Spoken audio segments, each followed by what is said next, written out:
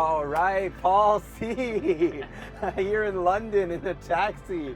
Revolut, JPMC. Oh my gosh, man, what is happening here? It's crazy. This is great. I mean, what a good way to see London get the amazing background. We're gonna hit up Regent's Park and take a good drive around there. So super stoked about this. I mean, dude, first off, thank you so much for doing this. But secondly, this is pretty wild because I think whenever we're over there in the USA, we're always thinking about different, oh, what's good? What do you do? Hey, where do you go around? But there's not that much of a taxi culture in California.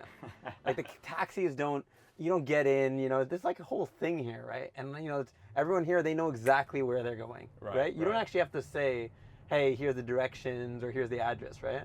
Waymo doesn't have to pass the knowledge, right? So, I think that is very unique. Actually, I was thinking about it because somebody has to really understand what they're doing, which I find really nice. Because if you don't, then what are you actually doing, right? If we think about for example, in cyber, sometimes people may not know what they're actually building. They may not know what they're actually securing. Yeah. Probably one of the most important things is to know what you're doing. Exactly. I think the interesting thing is a good metaphor of this taxi journey, right? Because you talk to any black cabbie in London, they've got to go through some really pretty tough training, right? You've got to pass the knowledge, you've got to know these routes really well. And if you say I want to go to Regent's Park and it's busy on the route, they're going to be able to come up with stuff on the fly and take you through that journey. It's a great metaphor. That's metaphor ever. No, also because the other thing that came up recently when I was talking to someone was hey, do you know, is it better to have someone that's a leader that actually knows how to do something or knows how to do Excel spreadsheets or business stuff? I firmly believe it's actually more important that you should know the technology. Yeah, I think so. I think the thing with the CISO role is the individuals who are most successful, they don't, we clearly need to have a strong technical background. We need to have good business leadership background. We need to be able to combine those two aspects really well. And they're not always very clear to you when you take on a particular role, because you need to understand how those components come together. But I think the important thing is you've got a vision. Yeah. The board and your management team has employed you because you're going to bring them to a net new position. They don't know the answer. They're bringing you in to help them on that journey, and it's exactly that. But then, when you go into a new role, because you've done a lot in financial services, and there's obviously a specialization there. Yeah. What's the top 3 things that you say to do? I think the key thing with financial services is pretty obvious, right? They tend to have an above average level of cybersecurity maturity, just because of the nature of the industry. Heavily regulated, lots of customer demand, lots of risk in those organizations from a material strategic perspective. So I think when you go into those roles, you often find, particularly if you've come from outside of financial services, that you have to really understand that context, deeply understand the regulatory pressure those organizations are under, because that does change the attitude to taking business risk. Many of the leaders in that organization, at the very top of the organization, particularly with regard to UK regulation, will be personally liable. And we've seen this as well in the US with the recent SEC but in the rulings. UK, do they have the liability as well? I mean, in financial services, yes, there's a senior management framework in the certified management regime, which means that those individuals need to go through quality tests, including being represented to the regulator to explain that they have the relevant background to discharge their responsibilities effectively as leaders. And that does mean personal liability, should the worst happen. So there's a lot of pressure on those leaders, and I've worked with many CIOs and CTOs who feel the burden of those pressures and want to really understand how you're going to keep them out of jail in the most productive sense. I mean, and they want to make sure that their stuff works, or at least you want to make sure you as a whole are secure, right? That's the biggest thing. But I think when you go into a new company, for example, you went from Revolut, you went to JPMC, then you went from there to more and more organizations. What would you say is you should do, or how do you assess everything, or what do you kind of use to take stock? Yeah, it's a really good question. I think the first thing is you've really got to understand the business, and hopefully you've done a lot of that work before you've taken the role. But the banks aren't the same. No, exactly. So I think you need to understand that a retail bank is going to have different material risks to a commercial bank. It's going to have different material risks to an investment bank, and we're just talking about specialties in that particular aspect of the banking space. So I think you need to understand those different perspectives first, get a really good handle of how the business makes money.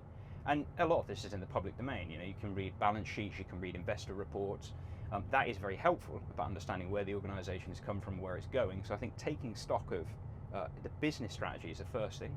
Ultimately, 2 reasons. One, it's going to put you in a better position with regard to your personal credibility. Yeah. You can explain to your leadership, typically the CIO or potentially another technology leader, where you think your security strategy is going to enable their business strategy, and that's the key word.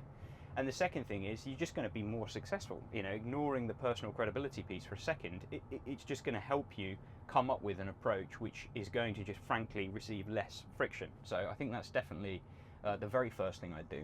Is like just understand exactly how. So is that like, okay, well, what money is coming in, what money is going out? Is that how it works? It's as basic as what products do we sell? Right. Which of those product lines are most profitable? Which product lines introduce the most business risk? Where do we see those products changing over the next couple of years? Are there certain things that are putting more pressure on the business to evolve in different ways? A classic example being banks moving more towards the cloud. Yeah. And there are very few pure public cloud retail banks. Yeah, banks, they'll still have like a physical place where they keep the cash, right? Right. Yeah, I mean the cash got to go somewhere. Yeah, the cash got to go somewhere, yeah. So basically where the cash comes in, how it comes in, and so on and so forth, that like all is what you have to. Exactly, that's the very first thing, understand the business context.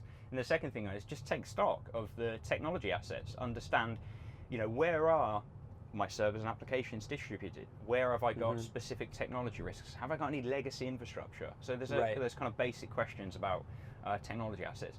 And then the second thing is the labor capital.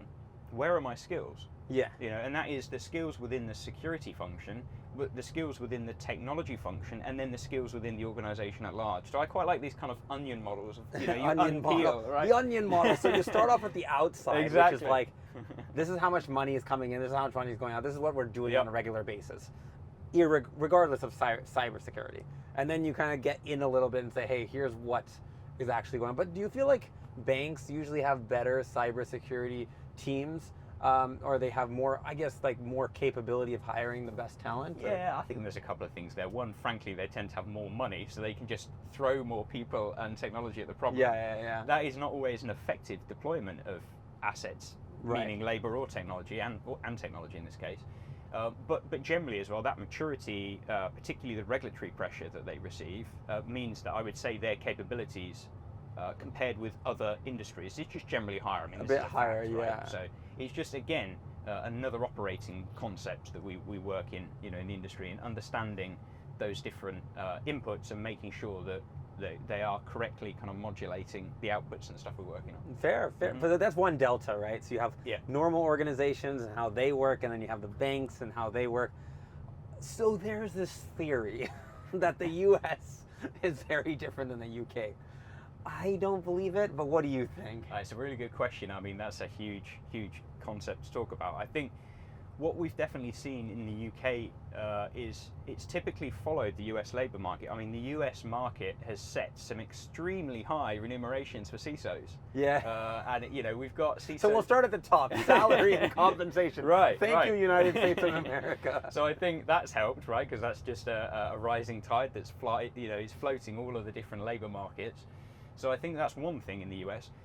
The second is just the regulatory pressure. We talked about it earlier. Things like the SEC oversight, SolarWinds, great example. The pressure that the SEC applied on that organisation, and we've seen it with other vendors recently, Ivanti, where we've had critical infrastructure that has impacted the organisation and other organisations like CISA as an example, where we're seeing certainly regulators and the kind of lawmaking apparatus of the US get more hands-on. So the question is going to be, how does that apply to European regulators? Right. The UK regulators in the financial space, the PRA and the FCA, have always been principles-based, so they don't tend to be quite as hands-on, and particularly when we see things like upcoming European regulation like the Digital Operational Resilience Act coming from Europe. They are taking a principle-based approach, particularly where there's these kind of derogations where they're saying, countries can adopt or make certain changes in areas. So it'll be interesting to see how that pans out, and certainly regulations like DORA, which is becoming, I'd argue, or as an example of much more progressive technology regulation in Europe, ironically might actually put more pressure in the US as well. So there's always this kind of balancing. Yeah, I mean, they always say like the Europe, like the only reason the iPhone has it's USB-C is because of Europe, right? But like, isn't that a good thing? I think it's a great thing. Innovation happens in the US and then it gets regulated in the Europe region, in the EU. But like, I think the question is like, okay, so there's definitely a lot of influences from there. But do you find like, if you went to the US, would you be able to easily do a cybersecurity job there, or be that leader for that? Yeah, I mean, culturally, I think there are slight differences in the way, there's different countries and the management styles that you see in organizations. I've worked a lot of my professional career in US-centered organizations and European-centered organizations, and they're all slight. Well, what are those differences? Well, I think there are certainly, in my experience, the US leadership style is quite direct. It's quite similar to many of the particularly Central European leadership styles, but particularly at the scale of an organization like a JPMorgan or a Citi or another large financial player, that is very pervasive, because again, those organizations are under a lot of pressure. Yeah. So I think for a CISO, particularly coming from the UK to US, that's certainly one thing to watch for if you've not experienced that before. The other thing is just that the pressure or the difficulty in actually being able to do those roles in the US. I know a couple of colleagues who've just struggled with things like US visa schemes and things to be able to work. But in you the US, think you'd be able to fundamentally handle most of it? I'd hope so. Yeah, I mean, hope so. But then there's not that big of a. Is there a big difference between the two things then? Because I mean, at least from a market standpoint, almost. I mean, I can't tell you. Everyone always like, oh, UK is such a different market. I'm like, I don't think it's like that different. Yeah, it's tough. I mean, I've not worked in a sales role before, so it's hard to know. Oh, that, yeah, if you fair. think that is a position. Maybe it's a sales. Yeah. But I mean, technology-wise, I mean, I guess me and you are coming from two very particular backgrounds. One is implementing as a cybersecurity practitioner and securing an organization, and me building a tool like a hammer for your technology or for your overall program. For me, I don't see the requirements as different, and for you, maybe implementing the strategies may not be so different because it's online, right? It's digital. Right. I think the fundamental journey is probably the same. There might be some slight nuance differences, local regulation, local labor, skills market, that change maybe the difference between A to B on the route, but actually, the North Star, the final destination, is still the same. I do feel like the people that are hiring the cybersecurity talent and things like that, it's not like that doesn't exist in this country. There is cybersecurity talent. Really right? hot market in the UK and Europe generally. I think lots of people joining this industry recognise that cybersecurity is a place to be. We as an industry have a big diversity problem. We've got to remember cybersecurity fundamentally is a problem-solving exercise. Yeah. And the best way you solve problems is through creativity, and you only get creativity through diversity of thought. So there's a lot of work we need to do as an industry in finding this talent. And figuring out how we get them in the industry, and that's something I've always been very passionate about, kind of mentoring. I've had a couple of really good mentors in my career, and a couple of people have taken some big kind of personal risk on putting me in certain roles, and I feel a very strong belief then on paying it forward, and what's the phrase, putting the ladder down on the way up. Well, of course, right? Like put it down, make sure other people can learn. I mean, because a lot of people, they want to be in your position, right? Especially it depends on where you start, right? Somebody needs to get their start somewhere. Even when I graduated college, it's like, hey, I want to go into cyber, but what does that even mean? Yeah. Right? Are you going to become a pen tester? Right. Are you going to go into like building, doing QA testing, for example? Are you going to be actually in the cybersecurity team, which is very, very, very different than, for example, working in a product team? Right. It's completely two different things. But how do you do that? How do you typically, bring the ladder up? Yeah, I mean, I personally like to reflect on my journey and the assistance that other people have given me in my career, and some of that assistance has been very purposeful from those individuals. Sometimes it's been not purposeful, and they don't realise that they're actually being very helpful. So some examples where it's been purposeful, getting mentoring, getting coaching from people. That I think is very helpful for the CISO role, particularly as you begin to be exposed to board members, because they're not cybersecurity experts. They hired you to be that expert. They have a multitude of business risks to be concerned about, and if you just rock up to the board and start talking about SQL injections and patching servers, you're going to lose credibility instantly. So getting very practical advice on how to communicate is one of the very early things that paid me a lot of benefit, and certainly I'll try to help others with. The second thing is the kind of slow burn effect of just having a great network. And this is just a case of getting exposed to ever bigger and bigger networking circles. And and what's so important about that, or how does it help? I think it's simply just having connections, and this is why I call it a slow burn. When you build up that network, I don't think you do it necessarily with a particular end goal in mind. You're not saying, hey, I want to find my next job. That's the worst way to make a network. The best way to do it is have zero intentions. Indeed. Yeah. And either you and the other thing I feel like is you should just be like intentional with like hanging out, but also just not necessarily having a specific goal in mind, right? Exactly. And I think you need to be genuine. You need to be, you need to go into those kinds of discussions with good intention. Yeah. Because when you build these networks and you want to ultimately get to a position where you've got a network that you can rely on for a variety of things. And again, not all of that is necessarily even anything to do with cybersecurity. It could just be you need some advice on something with your family life or something. I don't know, but the key point is this is all leveraging human. But I think that's one of the benefits of being in the bigger company, right? Right. Yeah. I mean that helps definitely. A lot of my networks have been built through ex and current colleagues. Yeah. But I think the good thing with the UK and Europe in generally is that there's a great conference scene. And there's a lot of professional networking events that you can go to in the UK. I mean, we were in InfoSec the other day, in London, and I think that is a good example of some of those very obvious events you can go to. But there's all manner of separate events and smaller setups where you get to know some people really well over a very long time horizon, and you can rely on them for many things. And that of course, that relationship is bilateral. You again, going back to the point of getting involved in these networks is to give as much as you get, and ideally give more, so the cumulative effect is greater. But that's been really helpful for me. They're definitely the two things, and I just try to encourage, particularly people getting into the industry, to do the same, and just take them to an event. Don't force people. I know we're not all. I'm an introvert, right? I actually like my social. You're an introvert, but you're kind of an extrovert. It's called personality hacking.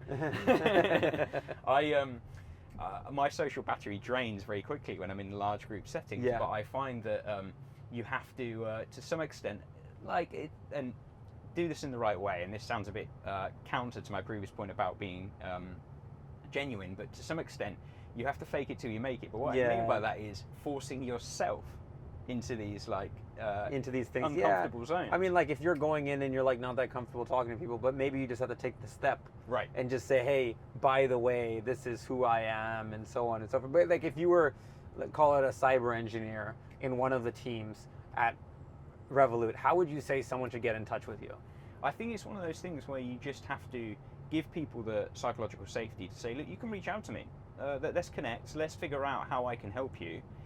There will be many things that I'm sure you can help me with, but that's not the price of entry. Yeah, that's not the price of entry. Right. It's just one of those things where, let's get connected and let's start the ball rolling. I'll take you. But along. Do you appreciate the proactiveness then when people reach out to you? Then I think I'm sure you do. It's not necessary. I think if you're one of those individuals like I was when I first started out, and it's difficult to make that first move, sometimes you just need the catalyst from somebody. It's one of the very first things that a mentor did for me. They just said, look, trust me on this, come along to this event, talk to some people, just see how it goes. Yeah, and that worked out really well, and it was the beginning of kind of getting over that initial inertia and feeling like. But I think that's the cool thing is that when you're proactive and you go in and you do that, and then like you said, hey, sometimes it's a bi-directional learning experience. Right. Like you may be aware of something at the let's just say at the detail level that the other person may not be aware of. Right. And so on and so forth, right?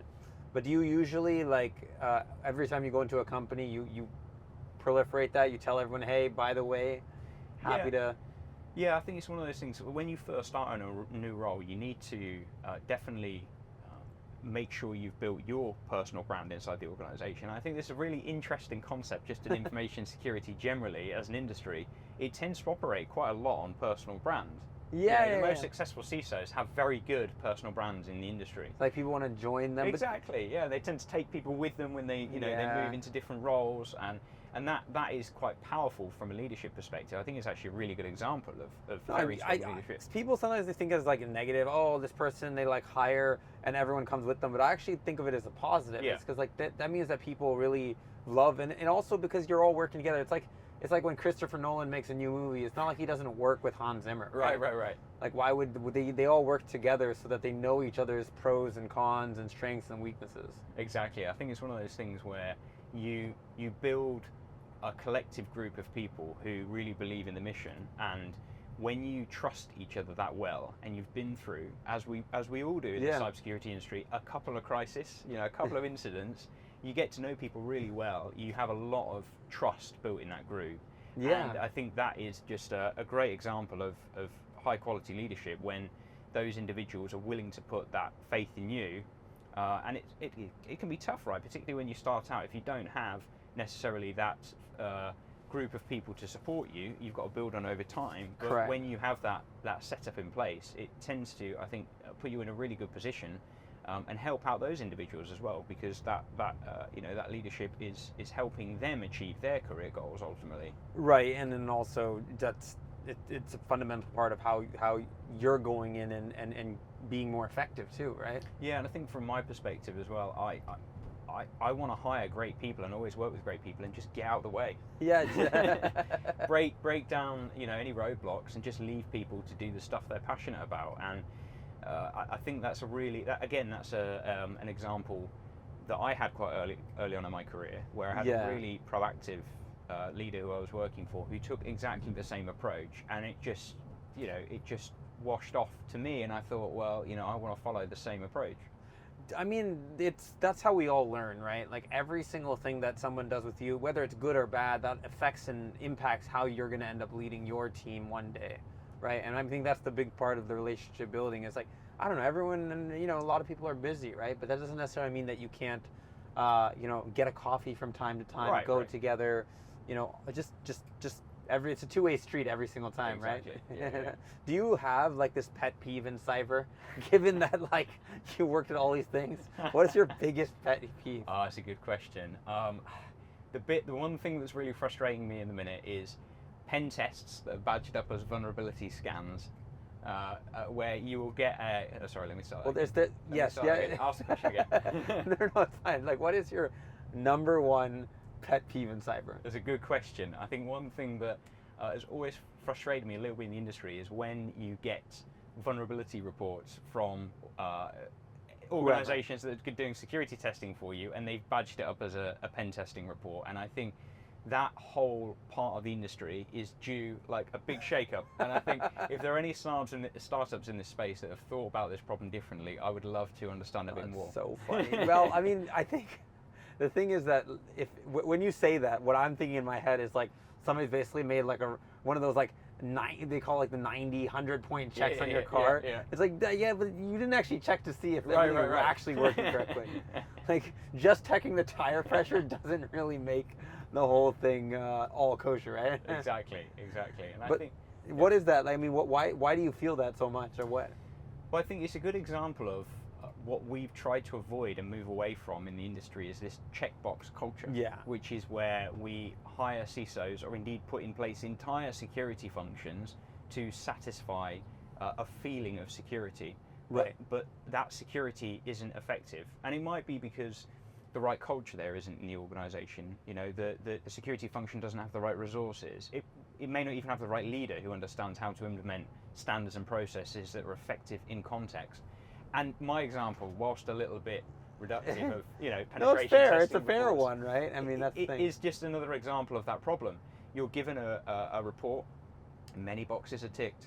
That gives you a sense of security, but is it actually useful in telling you where you need to redirect your security from a remediation perspective? I don't think so. And this is where I think we definitely are due a shake-up in the industry about thinking about this a little differently. But then do you like startups? Like, Yeah, I mean, startups are necessary. They are a huge part of the security ecosystem. I think one of the best ways we get fresh ideas into this industry is giving the space to startups and giving, frankly, the platform. And we've seen, I think, Dope's a great example, right? Completely disintermediated the whole secure web gateway industry and thought about the problem very differently, which I think is a great example about how we figure out how to do this thing differently.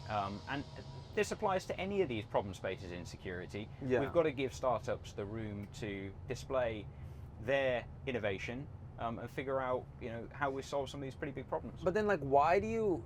So there's two different views, right? I mean, let's remove everyone in the center. The center is like someone like me, who's like sees a need, sees a challenge, takes money and sells it, and then eventually it turns into a business for what it's worth.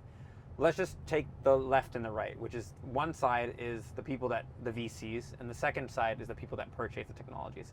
I think for them, sometimes I've seen things where they're like, oh yeah, it's a big market because a lot of people need it. But I think for you raise a different kind of a perspective, right? How do you look at that? Yeah, I think I'm coming at this purely from a practitioner's perspective. Yeah. Cybersecurity is a super hot market right now. The amount of VCs, investment funds, and acquisitions that are happening has never been greater. And we've just seen in the press some really big numbers being thrown about with some of the startups that have been in the cloud security posture management space. So I think Wiz, by the way. Clearly a really hot industry if you're an investor.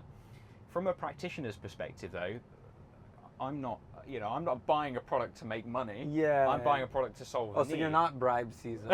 You don't take bribes. Definitely not, right? So I'm coming at this definitely to understand how do we solve some of these really big problems that historically many of the incumbents haven't been able to. And the startup scene is a huge way to do that. And whenever I talk to founders, yourself included, you come from a technology background, you understand deeply the engineering problem you're trying to solve. That speaks my language. Right. And typically when you engage with incumbents, you're usually talking to a client success manager, a technical account manager, somebody who will understand maybe certain aspects of the product. But do you learn something new? I guess because for me, maybe you do. I guess, is that what's helpful? Because clearly, like, sometimes the technology is one part of it. Right, it sounds like it's the people that are working on the technology that you're able to learn the most from. Yeah, I think the tech is definitely one part. The second part is that collaboration. And when I've worked with startups before, they have been able to understand some of the problems that some of the organizations I've worked for have had are problems at scale in significant industries. And sometimes they haven't thought about how to solve those problems at scale. Yeah. And so we really test some of the edge cases of the product. And this is a really good way, I think, to give those founders more and more practical advice about changing where their product needs to go if they want to hit some really big clients, right? Yeah, well, I mean, for sure, right? I think it is definitely a symbiotic relationship because you have those two people there. But I do appreciate what you're saying is like, look, I mean, understood on the financial aspect, the fact that everyone gets acquired or this or that, but there's actually like a technology, like maybe a core learning experience for everyone involved, right? Yeah, I think so. And sometimes some of the organizations I've worked in, they are testing new technologies themselves. They might be doing some stuff in public cloud. It might be developing a new web application. It might be using a new technology stack. A good example being GraphQL. Yeah. We spoke to a couple of vendors, startups actually, that use that technology extensively, and there's huge knowledge they give us about how to deploy that product successfully. And it's the lessons learned stuff. Because they would have known that, they would have seen it. I think that's so true. Like, I saw that at scale. And in my previous companies, like, for sure you see it at scale because you're like, there's 1,000 customers. Out of those 1,000 customers, what's the most important thing that people complain about? That's the question. Yeah. It's really simple, actually. It's like, why are people complaining? And you have to have a good answer for that. Like, I got to be able to tell you what it is.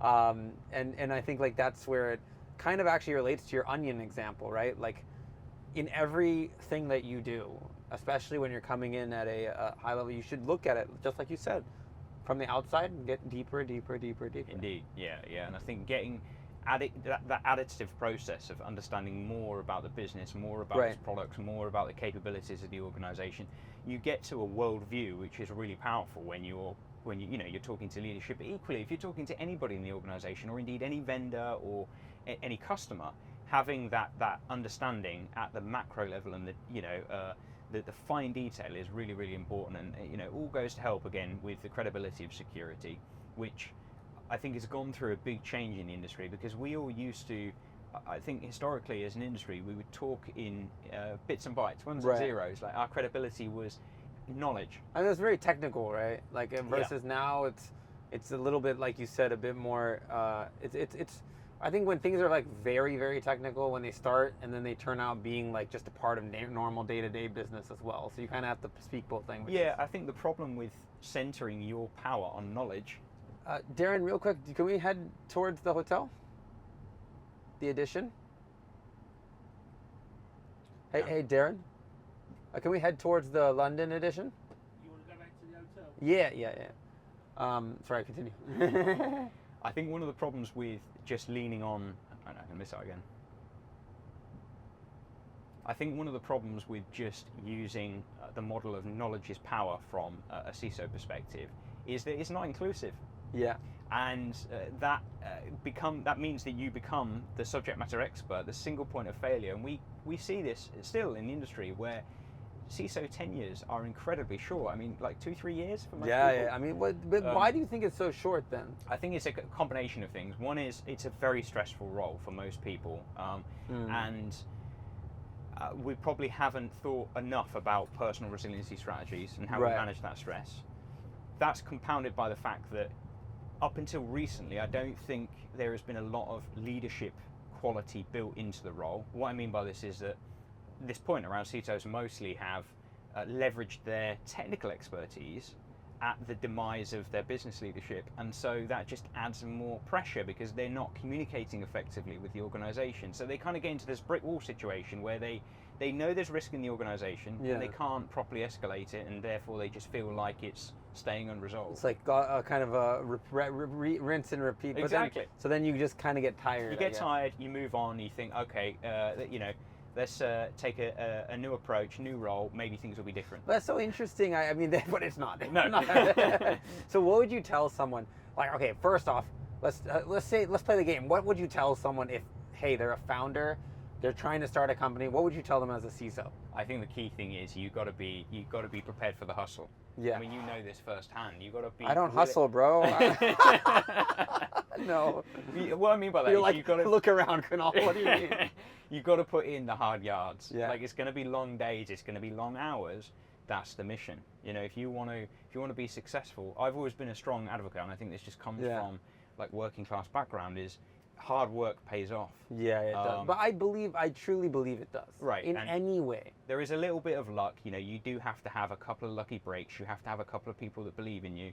I'd say, 9 times out of 10, you make that luck through the network that you build and some of the stuff we've just discussed. You can have your 5 seconds of fame, but how much can you extend that to, right? Yeah. The stars might align, but where do you take that to? So I think that's the key thing for founders, and you've got to be ready for that. And that I think helps you prepare for that personal resiliency piece. If you know that is just the expectation, and this is, you want to achieve something, and I think as a founder, you definitely have got your own personal reasons for wanting to do this, and I'll be super interested to hear yours about why you decided to do this. Oh, me? Yeah.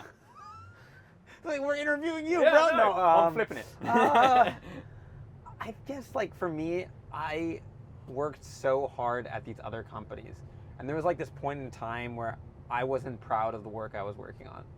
And for one reason or another, somebody once came to me, like Rayhan, he's the CEO of Security AI. He's like, Kunal, if I gave you an unlimited sum of money, what would you do? And I was like, I would build a company that maybe does things a little differently, right? Where you have people at the top level that actually understand cybersecurity, that can go into the details of everything, versus because I don't believe that someone at the top versus the bottom, like, people should be able to speak the same way. That's what makes them successful. Like, if we look at the best fashion designers in the world, the people at the top, they are very, very well aware of how their clothes are made, for example. Right. That's like not the case in cybersecurity at all. Right. It's Yeah, really don't bad. know, you know, secret pretty sauce, bad. but I can't tell you. There's secret sauce, but I can't tell you. And also, the secret sauce isn't actually our secret sauce.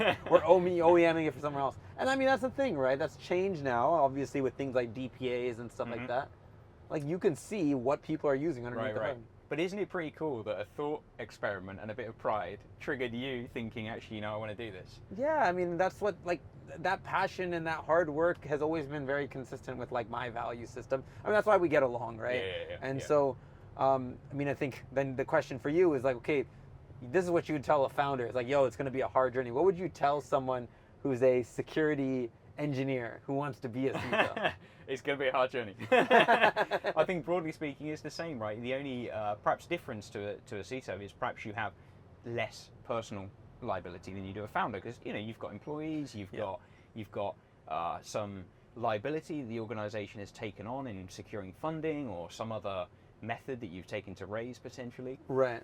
So I think perhaps there's that slightly reduced level of personal liability, but I still think that for those individuals that want to go into CISO roles, there are going to be moments in that role where you do truly ask yourself, did I make the right decision?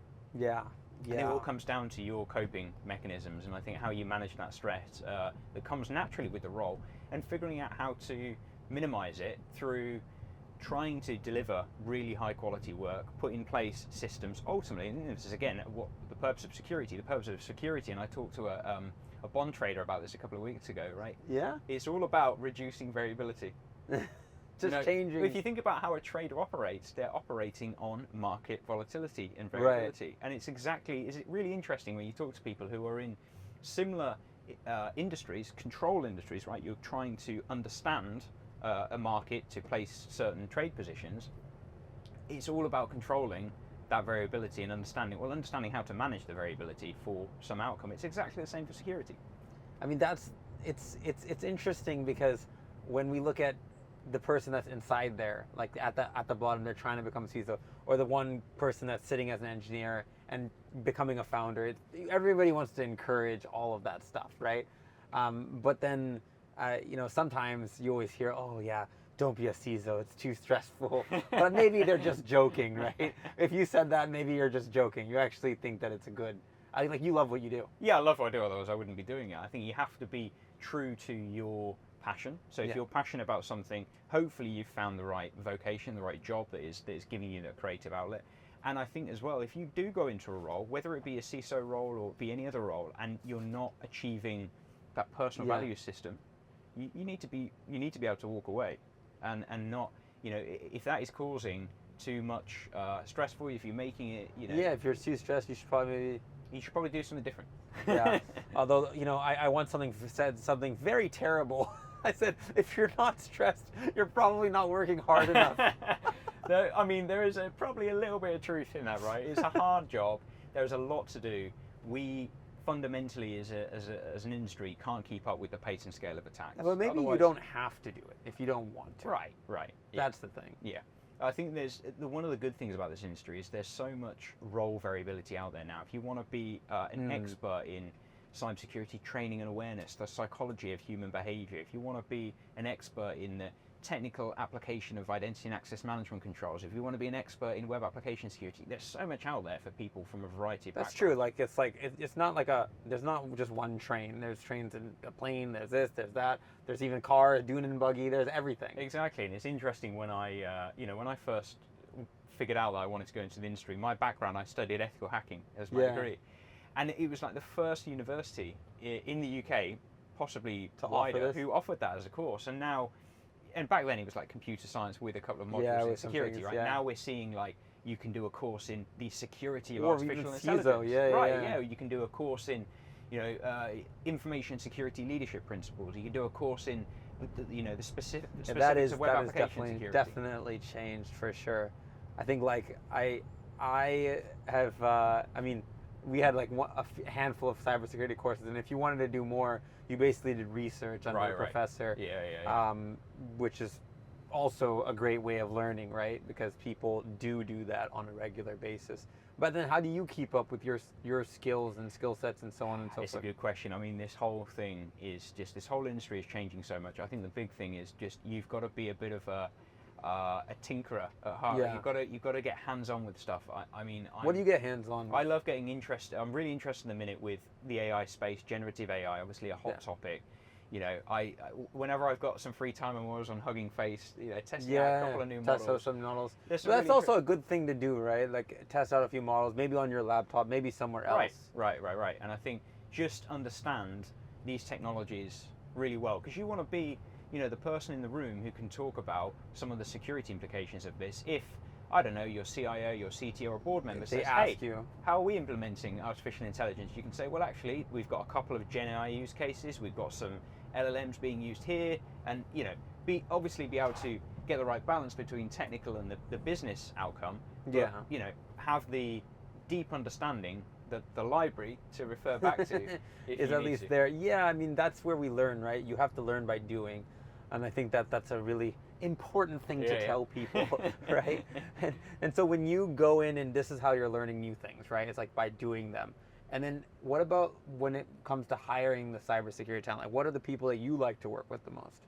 I mean, I try to get as many different personality types and as many different working styles in any team that I try to set up as possible, because that helps me. I know that I'm fundamentally, my personality type is an introvert. That's the style I revert to, right? But if I need to, you know, if I need to find people who are going to be in a really good position to be able to meet with lots of product owners and discuss security from a product security engineering perspective, I'll go look for those kinds of skills and individuals who are going to be able to operate best in that environment. So, in other words, I try to, again, address this as a diversity problem. Find all of the areas where you might need specific types of talent and just try to find individuals that can fill those gaps. Don't hire more people like you. Yeah, I mean, that is another. That's for sure. It's another problem the industry has had. I think we've always looked for, historically, people that fit the typical mold of somebody that comes from a security background, which certainly in the UK, less so now, but quite, you know, early on, and we've got to remember this is quite a young industry. Yeah. They've typically come from military backgrounds, or they've worked in government roles, or they've worked in very large organizations, and some of those organizations hire and bias over-index for certain personality types. Got it. And that, I think, it does not help what we've just discussed about this being a creative problem-solving exercise. It has to be. I think, like, if you're going to go in and whatever you might be doing, is you have to think about things in a little bit of more of a, this is something that I am not good at. So then I need to hire someone that is very good at that stuff. And get out of the way. Yes, absolutely. It's like, and because there's a lot of people out there that will be much better than you at stuff. Like, for example, I mean, I can do product management, but I'm definitely not detailed enough to be a product management detail level. You do so well. I think there's like when it comes to like engineering and development, right? Like, I mean, everyone has their own strengths. So that's your passion. I love being into building something because in cybersecurity, these are all just tools and technologies. This is like, we build one of like 15 technologies you're gonna end up using. There's not like one person that rules them all. There's definitely an ordering. There's a pecking order for sure. Right. There's IAM at the top, right? There's your device management and endpoint management and stuff like that, which is great. And then from there, it's like, CrowdStrike, your anti-malware and so on. And then comes like a dope, right?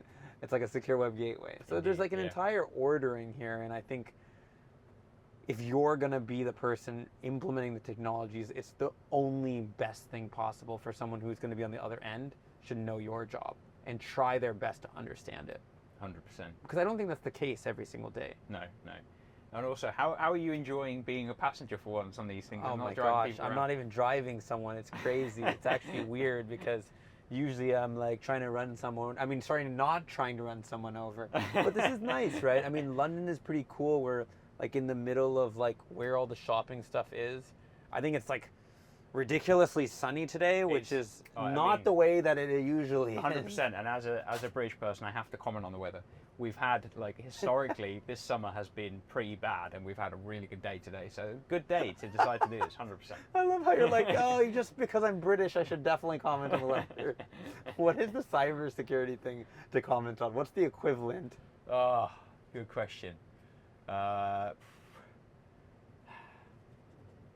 Yeah, I didn't think about that one. That's sort of thing. Because there's always something or another. Like you guys always say, "Oh yeah, weather's good. Oh, it's raining heavily.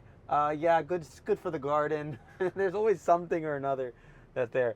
In the VC circle, there's always something that comes up that's newest. And right now, like obviously the latest and greatest thing is like AI. To the point where it's like it's just not even a thing anymore. Yeah. Another big thing in I think, as you probably know, talking to more British people, is the how are you? All good. Yeah. Which actually means terrible. But I think one thing as well, I think hopefully we've got to a position where it becomes one of those all good conversations is patching. Like we need to be in a position where this is just not an issue anymore. And I think particularly for those organizations that use public cloud and you know, implemented it successfully, a lot of those basics in place, the problems that we saw, you know, kind of 10 years ago in the industry where people were maintaining really out-of-date server infrastructure and just couldn't figure out how to manage this stuff. I'm hoping that becomes the kind of table stakes discussion in the industry that is no longer an issue for us anymore. I mean, I think like when you look at this change and everything, if you look at companies in the future, I don't know if they're going to completely get rid of that legacy or thought process or data centers or whatever it is, right? They're always going to be there. Yeah. But maybe the way you solve for it is different, right? Yeah, and I think, you know, the banking industry and finance industry is a good example of this. There are many financial institutions that still use mainframes, that still use legacy infrastructure. And those aren't going anywhere. They're not going anywhere. Why? Because they're bulletproof, and secondly, because they're also, you know, a fundamental part of how the products and services are sold, and taking that stuff out overnight is just not possible. So we've kind of taken this a big buzzword in the industry. Actually, maybe this is my buzzword: zero trust. Zero trust. You knew I was going to say it. So, you know, what organizations have done is tried to reduce the blast radius as much as possible. But is that the way you look at zero trust? Is that? I mean, this is the problem with that whole phrase. See, what does it mean? I'm like, I just like going back to basics. Yeah, right. I think about it. We called it the dope secure web gateway. Yeah. What is the oldest possible term we could ever come up with? And then call it that. Yeah. So for me, when somebody says, "Oh, it's the ZTNA tool," I'm like, "Great." So you've basically built a VPN. Exactly. Let's just call it what it is. It's a VPN, which is fine. Just call it a VPN. Just say it's a VPN. Don't call it something new just to make yourself feel better. I think that actually this is my bugbear, right, for the industry. This is when we have analyst organizations, those organizations beginning with G or F. G or F. Gartner or Forrester, who come up with brand new categories. You're never going to go through your marketing team. Your PR team is going to kill me. Who come up with brand new categories who make it really tough for organizations, particularly buyer personas, to figure out what solution they should need. The big one for me right now, cyber attack surface management. CASM. I mean, this is vulnerability management. They just call it vulnerability management. No, I completely agree. I've like met a lot of those people that made those acronyms and stuff like that, and I will say that I don't think it was their intent to make this into a, like, they wanted to like call it something. They came up with a name for it. Yeah. Their intent wasn't, oh, by the way, this is now going to be the do-all, tell-all thing, right? I don't think I'm a very strong believer, people don't go to work with bad intentions. Yeah, exactly. But, you know, their impact. Right. The impact here is, I think, when you're a buyer in the market and you're looking at CASM tools and you're looking at vulnerability management tools, as an example, it can be really hard to tell, like, where does the product I'm interested in sit? Is it actually a match for the problem I've got? Because it sits in one category, but that's not how I would describe my problem. Yeah. So it can be unhelpful in some ways, but you know, I'm not bashing on Gartner or Forrester. I think actually they do. Yeah, you're not. You're not. Just in case anybody was wondering, he's not bashing. They do a really helpful service in the industry, which is helping individuals who largely are buyers, people who might be researching these organizations, and distill what are it's a good learning experience for sure, right? Like, you know, if you wanted to figure out, hey, tell me about all the you know, endpoint technologies, what's their strengths, what's their weaknesses, what should I consider? Yeah, the market trend stuff. 100%. Unfortunately, it becomes more of a prescription rather than a, like, it's kind of, hey, if going to WebMD versus actually going to a doctor. Right. Like, there should be a difference there, and sometimes it's probably a little bit better with you because you're able to go in and say, hey, like I've evaluated these technologies, I took a lot of data into account, and now I'm going to go in and do something about it. Versus when it comes to product engineering, a lot of people take that as their gospel strategy, which that's where it becomes a problem. Yeah, and I think again, this is one of the ways that I've been quite successful in industry is just intrinsically be a little bit skeptical about stuff. Yeah. Ask questions. Sometimes in good ways. Yeah, in good ways. Sometimes those questions are difficult questions. Why did you take this particular strategy with a product? We see the market moving in this way, or why did you implement this particular feature? Why are you doing deep packet inspection on the client? For what reason, on the proxy, right? Exactly. So there's all of these kinds of difficult questions that you need to ask. But fundamentally, it's to get to a better place. And I think, again, you're doing this with the right intention. You want to understand the products as well as the vendor. You want to be able to critique it properly and gather data and do your evaluation. And organizations like Gartner, like Forrester, like any of these analyst groups have a really significant part to play in helping you gather all of those inputs. Yeah. But you have to, as always, and I think this is a natural skill for people in security, because fundamentally, always skeptic, risk management. What's the risks involved? Exactly. Yeah. I mean, that's like, it's so true. I think there's definitely this this thing, and the maturity as well. My goal will always be to make it as real and practical as possible. I don't like the whole like talking 20,000 feet in the air. Like, for example, when you think about those things, it's always what is the detail level thing of what you should do. Yeah, and I think this is, again, another thing that I've seen with the most successful CISOs is that they can context switch between big picture business and then technical detail. Yeah. Including getting super hands-on about maybe even having strong opinions about the latency that your product has, or the engineering technique that you've taken to deploying your service. But that's helpful because if they are not aware of that, that's what makes you special. Right. That's what makes you special, right? Is that, hey, not only can I have a business level conversation to like, and when we say business, we're just saying, hey, can I just like articulate this in like a simple way?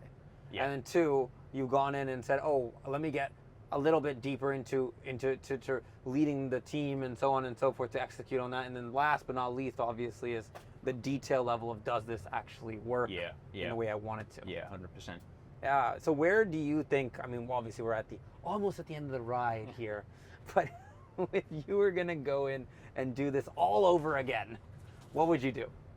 Or do you mean like a new industry? Do you mean? No, I mean just generally, like if you were going to go in and build yourself as a CISO one more time, would you do something different? That's a really good question. It's always hard to say because I'm not I try not to reflect too much on the past, only for the purposes of learning, but think about where I'd like to get in the future. I think from my perspective, I would spend early on as much time as I did on technical skills, which was a really big part of my early career. Studying, whether it be studying ethical hacking, whether it be taking a bunch of different courses on security specialisms. I would put that same amount of effort on some of the people management skills and leadership skills, which I added on later, much of which actually just through good mentoring and getting that advice from people.